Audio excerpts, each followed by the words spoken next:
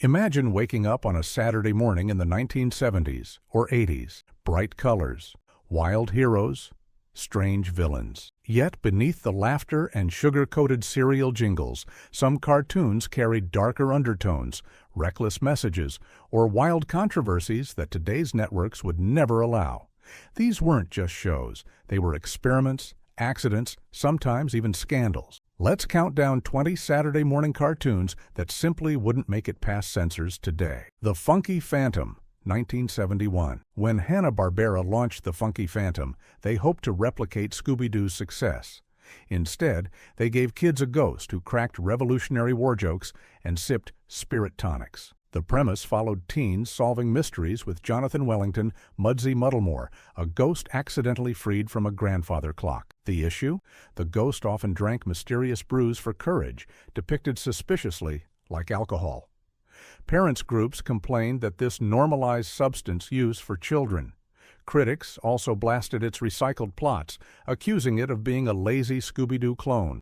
Behind the scenes, Hanna-Barbera faced pressure from ABC to churn out more content quickly, leading to reused animation cells and rushed scripts. Viewers tuned out fast. After only one season, it vanished from television, later resurfacing on niche DVD sets. Today, its boozy ghost antics would raise red flags instantly. In hindsight, The Funky Phantom feels less like harmless fun and more like a cautionary tale of network desperation. Inch High, Private Eye, 1973. What if your detective hero stood only 1 inch tall? That was the oddball concept behind Hanna-Barbera's Inch High, Private Eye. Marketed as a quirky spy spoof, it followed a miniature detective solving crimes with slapstick stunts. The controversy came from its portrayal of bumbling law enforcement and clumsy crime solving. Parent groups argued it trivialized policing during a decade when public trust in institutions was already fragile. Others complained about its strange fixation on size. Critics accused it of mocking physical differences. Production troubles didn't help. NBC wanted more family-friendly laughs, but writers leaned into absurdity, giving inch-high gadgets that often failed spectacularly. The series was axed after a single season, dismissed as one of Hanna-Barbera's weakest efforts. Today, the show's insensitive jokes about body image and its mocking take on authority would be deemed far too risky. Still, fans who grew up with Inch High remember it as bizarre, fleeting, and unforgettable. Tarzan, Lord of the Jungle, 1976. CBS revived Tarzan for kids in the mid-70s, promising adventure and moral lessons. Instead, they stumbled into colonial tropes that modern audiences would find unacceptable. The animated Tarzan swung through jungles battling tribal villains, depicted with stereotypical features and broken speech. Civil rights groups criticized the series, warning it reinforced harmful stereotypes about African cultures. CBS tried softening the scripts, giving Tarzan more of a conservationist edge, but the damage was done. International markets censored or outright banned episodes. Animation budgets were tight, forcing Filmation to reuse backgrounds constantly, adding to its clunky reputation. Still, it lasted 4 seasons, proving that kids cared more about jungle fights than cultural nuance. Today, Tarzan's portrayal as a white savior dominating caricatured natives would never survive. It's a relic of pulp adventure stripped of context, an echo of a bygone era when networks ignored cultural sensitivity. The Super Globetrotters, 1979. By the late 70s, the Harlem Globetrotters were pop culture icons, beloved for their basketball wizardry and comedic flair. Hanna-Barbera decided to turn that fame into a superhero cartoon, the Super Globetrotters. The concept? Each basketball player transformed into a costumed superhero with bizarre powers, like Spaghetti Man, who could stretch endlessly, or Fluid Man, who literally turned into water. At first glance, it seemed like lighthearted fun, but beneath the laughs, critics called out how the show leaned into exaggerated stereotypes.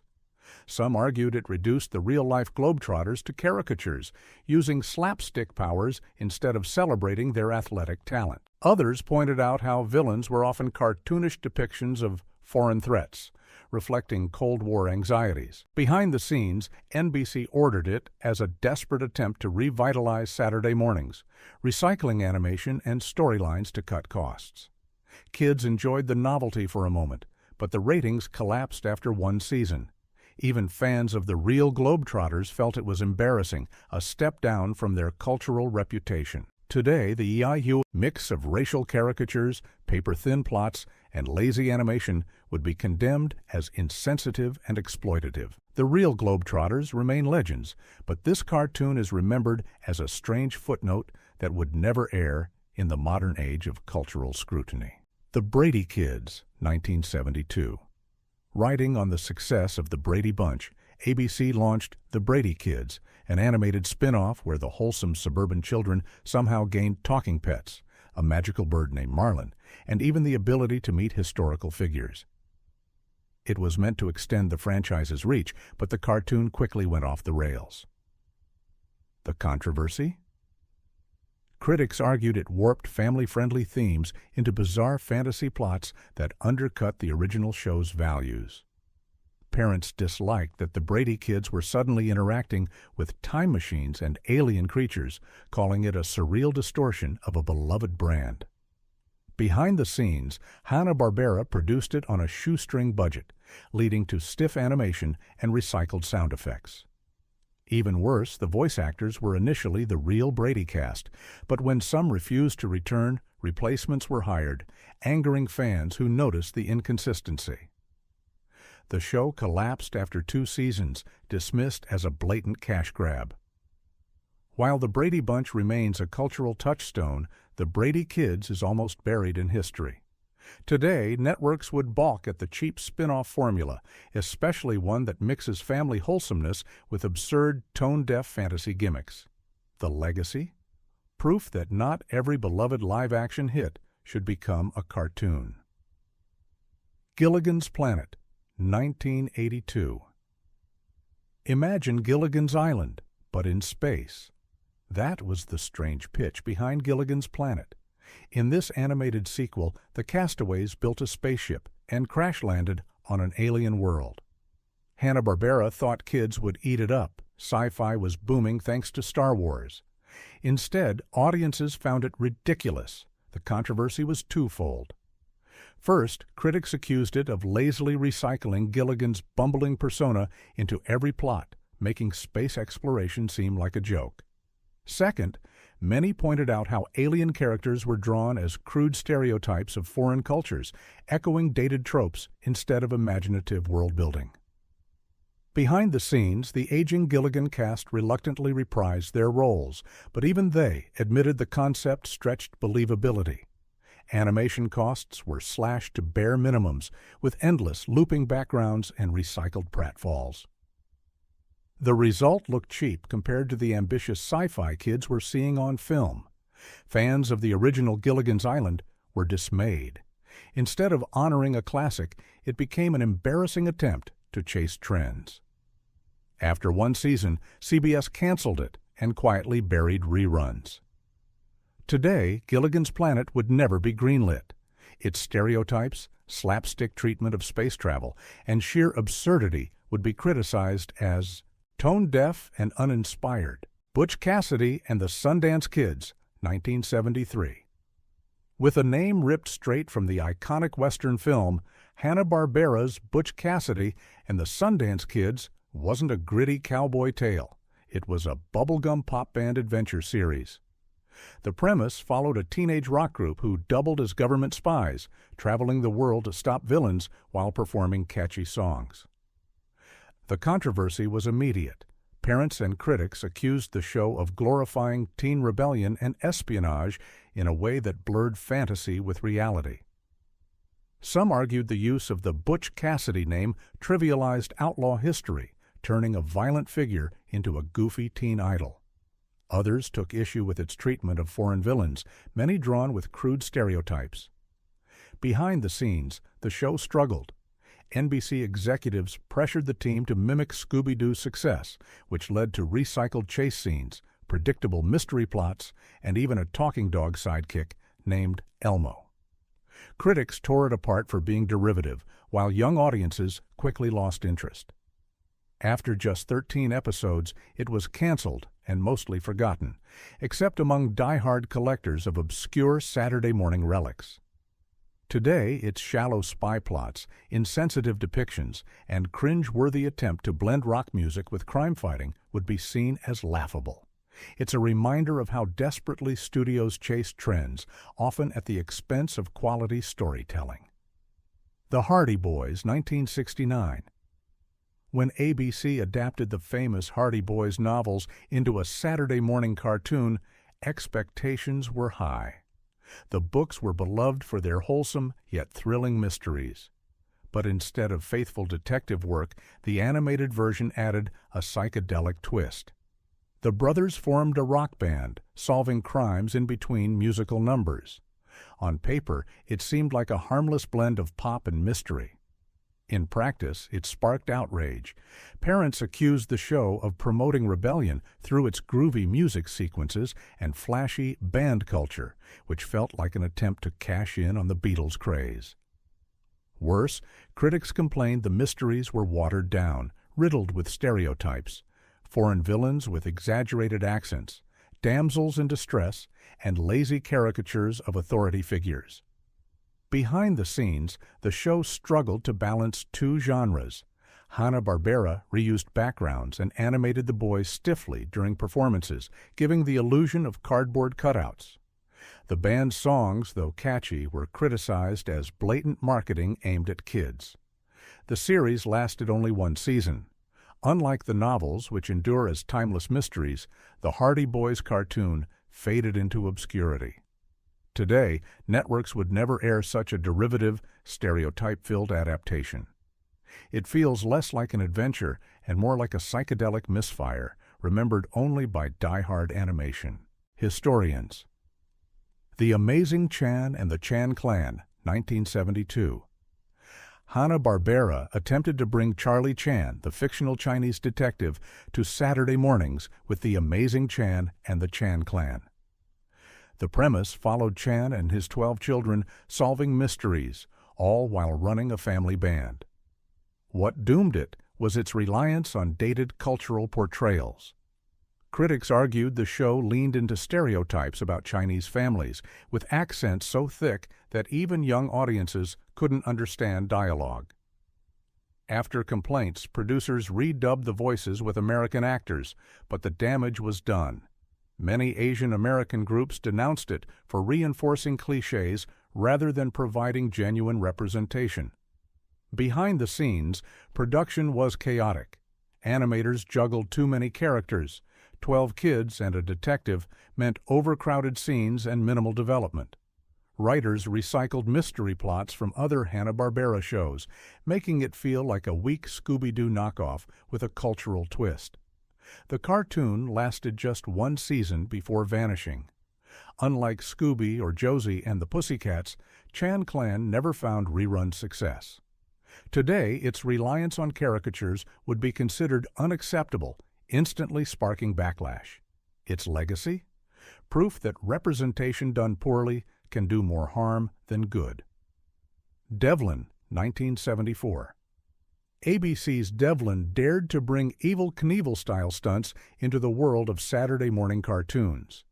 The premise followed Ernie Develin, a motorcycle stunt rider who performed dangerous tricks with his siblings as they toured with a circus. At first, it seemed thrilling for kids who idolized daredevils. But controversy struck quickly. Parent groups blasted it for glamorizing reckless behavior, warning children might imitate the stunts. ABC defended the show, claiming it carried moral lessons about responsibility, but the damage was done. Critics also complained about its uneven tone. Was it an action series or a morality play?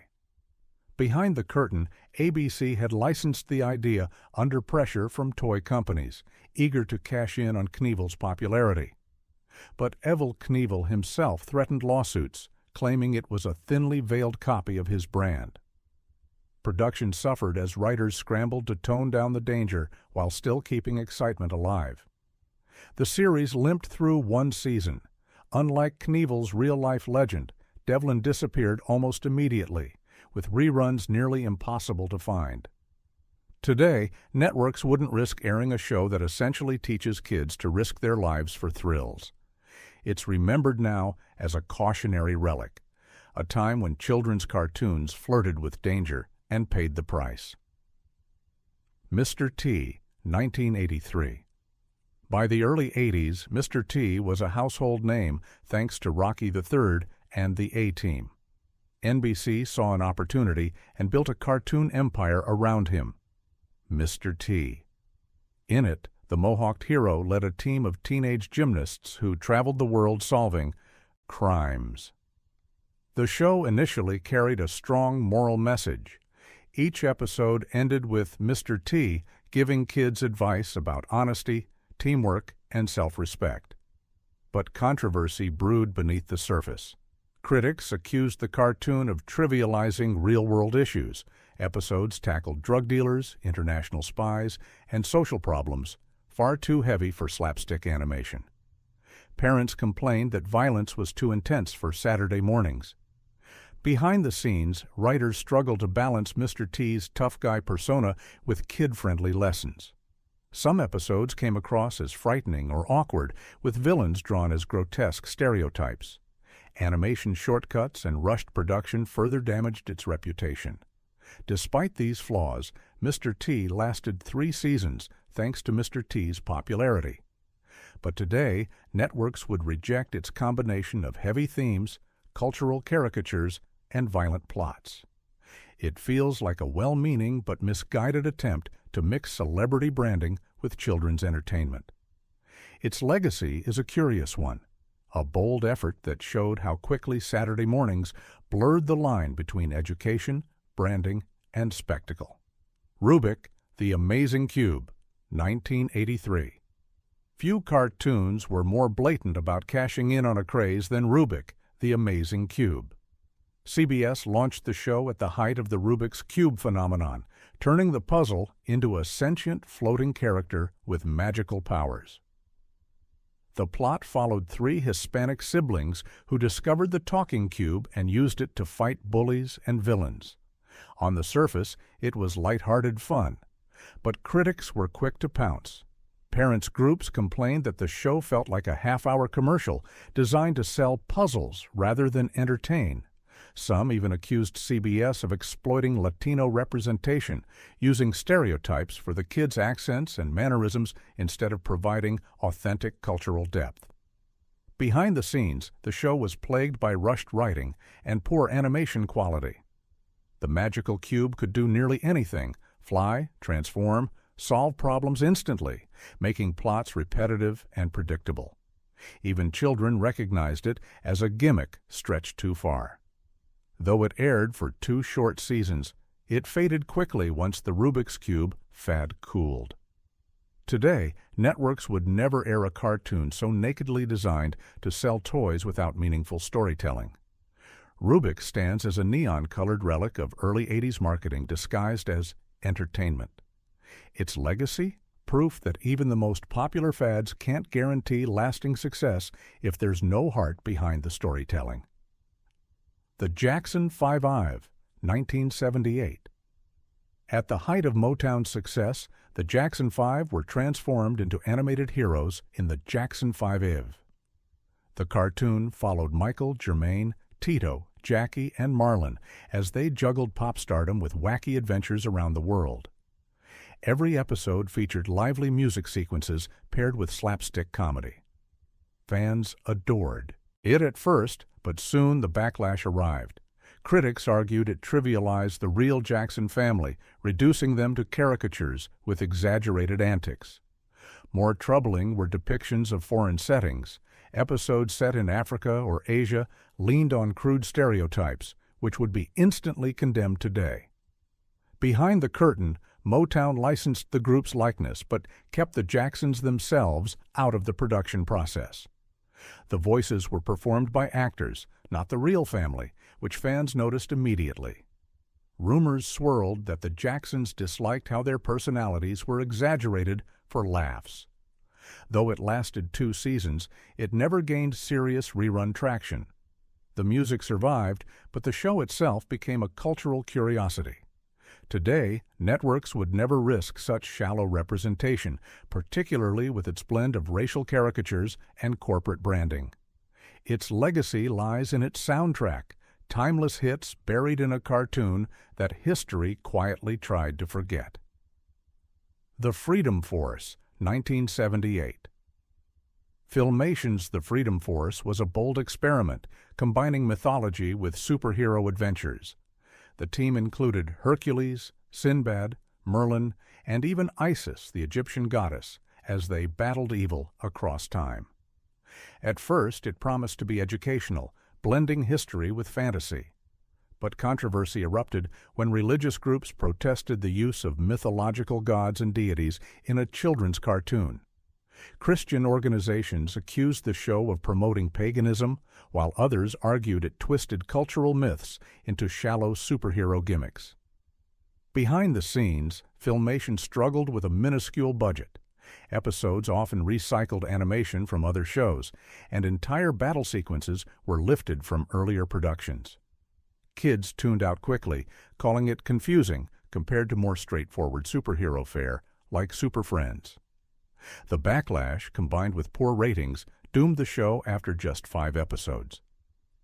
It vanished almost instantly, rarely seen again outside obscure VHS tapes. Today, its casual treatment of sacred cultural figures and mythological appropriation would be seen as reckless and insensitive. The Freedom Force remains a fascinating relic, a show that tried to merge history, religion, and action, but collapsed under the weight of controversy and poor execution. Pride of the X-Men, 1989. Years before the famous X-Men, the animated series, Marvel attempted a pilot called Pride of the X-Men. It introduced Kitty Pryde joining the team of mutants battling Magneto and his Brotherhood. The animation was flashy, the action intense, but it sparked immediate criticism. Parents' groups objected to the dark tone and heavy violence, unusual for Saturday mornings. Characters like Wolverine snarled threats, while Magneto's schemes carried apocalyptic stakes. Some even complained that the depiction of mutants as hated outcasts mirrored real-world prejudice too closely for children's programming. Behind the scenes, Marvel clashed with networks over tone. Producers wanted something closer to the comic books, while executives demanded lighter fare. Voice casting drew ire, too. Wolverine was inexplicably given an Australian accent, confusing longtime fans. Ratings for the pilot were weak, and networks pulled the plug. Today, Pride of the X-Men would never air in its original form. Its raw violence, allegories of bigotry, and darker themes would be flagged as too mature for young audiences. Yet its legacy endured. It laid the groundwork for the far more successful 1990s X-Men series, showing that sometimes failure paves the way for greatness. Turbo Teen, 1984. Few Saturday morning cartoons were stranger than Turbo Teen. The premise? A teenage boy named Brett could literally transform into a red sports car whenever exposed to extreme heat or cold. His friends then drove him into battle against criminals. Kids found the idea both fascinating and unsettling. Critics, however, were horrified. The transformation sequences showed Brett's body stretching and warping into automotive parts, tires replacing limbs, headlights sprouting from his face. Parents' groups labeled it disturbing and even nightmare fuel for children. Behind the scenes, Ruby Spears Productions was under pressure to create something unique that could compete with Transformers and Knight Rider. But budget limits meant reused animation and stilted plots. Brett's powers were inconsistent, sometimes triggered by ice cubes, other times by car washes, leaving even kids confused. The backlash grew. Psychologists argued the show blurred identity and body horror in ways inappropriate for children. Toy companies hesitated to back it, leaving it with no merchandise support. After 13 episodes, it was canceled and quietly shelved. Today, the grotesque imagery and bizarre body-morphing premise would never pass network standards. Yet Turbo Teen remains infamous, a cult oddity rediscovered online by nostalgic fans who can't believe it ever aired. It's remembered less as a superhero cartoon and more as one of the strangest missteps in Saturday morning history. New Kids on the Block, 1990. As boy band mania swept the globe, ABC turned the chart-topping New Kids on the Block into a Saturday morning cartoon.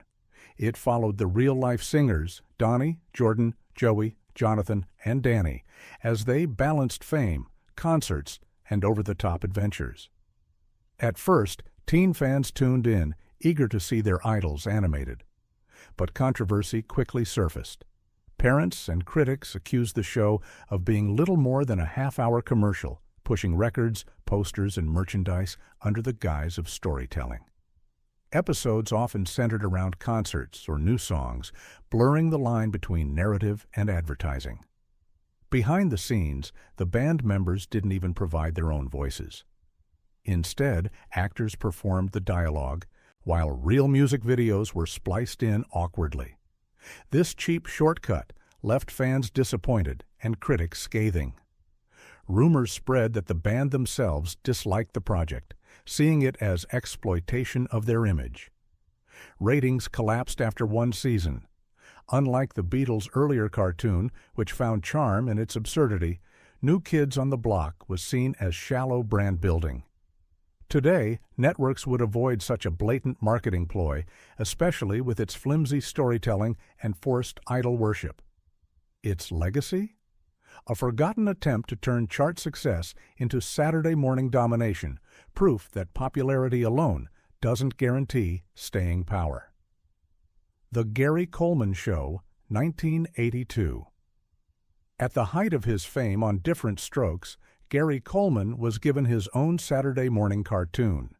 In it, he voiced Andy LeBeau, a wisecracking angel sent back to Earth to help kids solve problems. The concept sounded uplifting, but execution made it controversial. The show leaned heavily on moral lessons, but critics complained that the plots were heavy-handed and manipulative. Parents bristled at the mix of religion and comedy, claiming it trivialized spirituality by turning angels into sitcom punchlines. Some religious groups even protested, calling it blasphemous. Behind the scenes, NBC pushed the show quickly to capitalize on Coleman's fame, giving animators little time to polish scripts or animation. Coleman himself was said to be indifferent, treating it as just another contract obligation. Viewers noticed the lack of heart, and ratings sank quickly. The show lasted only one season, disappearing from reruns almost entirely. Today, it would face even more scrutiny, with debates about mixing celebrity branding, religion, and children's entertainment. Its legacy is bittersweet, a star at his peak reduced to an awkward cartoon experiment that audiences quickly abandoned. It highlights how networks often overextended celebrities into formats that never truly fit. Fat Albert and the Cosby Kids, 1972. For over a decade, Fat Albert and the Cosby Kids was a Saturday morning staple. It followed Albert and his friends, the Junkyard Gang, as they navigated childhood lessons in urban Philadelphia. Every episode ended with a moral message and even a live-action segment reinforcing the lesson. At the time, it was groundbreaking. It gave representation to black children in a medium where they were rarely seen. Yet even during its run, controversies brewed. Critics complained about the exaggerated character designs and nicknames, Mushmouth, Dumb Donald, Weird Harold, which some felt leaned on stereotypes rather than empowering portrayals. Parents' groups questioned whether such caricatures did more harm than good. Behind the scenes, Bill Cosby maintained tight control, using the show as his personal platform. Episodes tackled serious issues like smoking, vandalism, and bullying, but the didactic tone sometimes felt heavy-handed. Some affiliates refused to air episodes they deemed too real for kids. Today, the show's legacy is clouded not only by its dated portrayals, but also by the public downfall of its creator. Networks avoid airing it altogether, and its once-praised moral lessons are overshadowed by controversy. Fat Albert stands as both a trailblazer and a cautionary tale, a reminder of how cultural shifts and personal scandals can completely reshape the way a show is remembered. Saturday mornings once belonged to wild experiments, cartoons that pushed boundaries, sold toys, or blurred culture and controversy. Today, most of them would never make it past network lawyers or parent watchdogs. But maybe that's what makes them fascinating relics of their time. Which of these forgotten cartoons shocked you most? Like, subscribe, and share your thoughts below.